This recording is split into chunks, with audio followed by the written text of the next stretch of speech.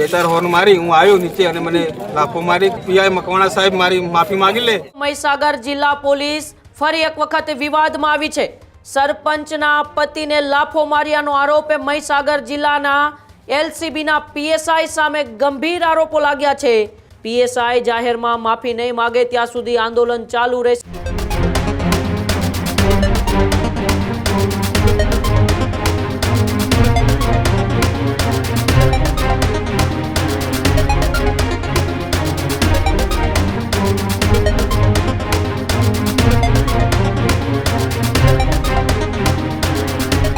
મહીસાગર જિલ્લા પોલીસ ફરી એક વખત વિવાદમાં આવી છે. સરપંચના પતિને લાફો માર્યાનો આરોપ મહીસાગર જિલ્લાના એલસીબીના પીએસઆઈ સામે ગંભીર આરોપો લાગ્યા છે. પાંડરવાડા ગામે સરપંચના પતિને પીએસઆઈ દ્વારા લાફો મારીને અપશબ્દો બોલ્યા હોવાનો એ આરોપ લગાડવામાં આવ્યો છે. પાંડરવાડા ગ્રામજનો દ્વારા મુખ્ય માર્ગ બંધ કરીને વિરોધ પણ નોંધાવવામાં આવ્યો હતો. પાંડરવાડા ગ્રામજનો દ્વારા બાબલિયા રાજસ્થાનને જોડતો રસ્તો એ બંધ કરી દેવામાં આવ્યો હતો. સરપંચ પતિ શૈલેષ ડામોરે પીએસઆઈને જાહેરમાં આવી માફી માગે તેવી પણ માગ કરી છે.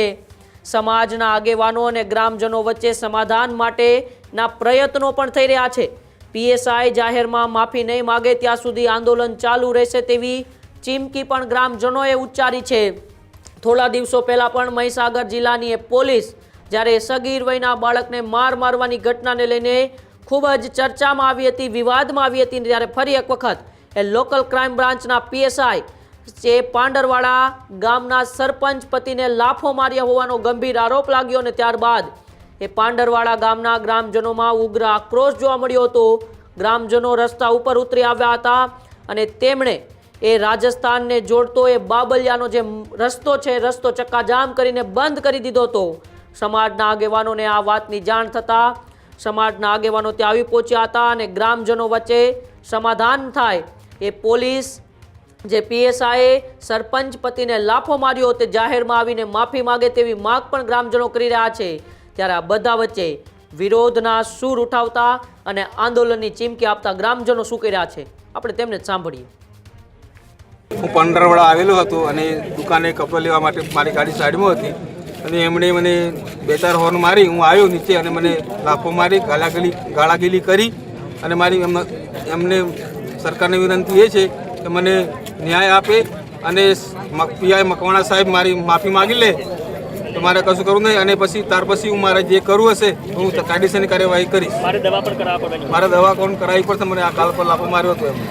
હું પાંડરવાડા આવેલો હતો અને દુકાને કપડાં લેવા માટે મારી ગાડી સાઈડમાં હતી અને એમણે મને બે-ચાર હોર્ન મારી હું આવ્યો નીચે અને મને લાફો મારી ગાળાગીલી કરી અને મારી એમને સરકારને વિનંતી એ છે કે મને ન્યાય આપે અને પીઆઈ મકવાણા સાહેબ મારી માફી માગી લે તો મારે કશું કરવું નહીં અને પછી ત્યાર પછી હું મારે જે કરવું હશે હું કાયદેસરની કાર્યવાહી કરીશ. મારે દવા કોણ કરાવવી પડશે. મને આ કાલ પર લાફો માર્યો હતો.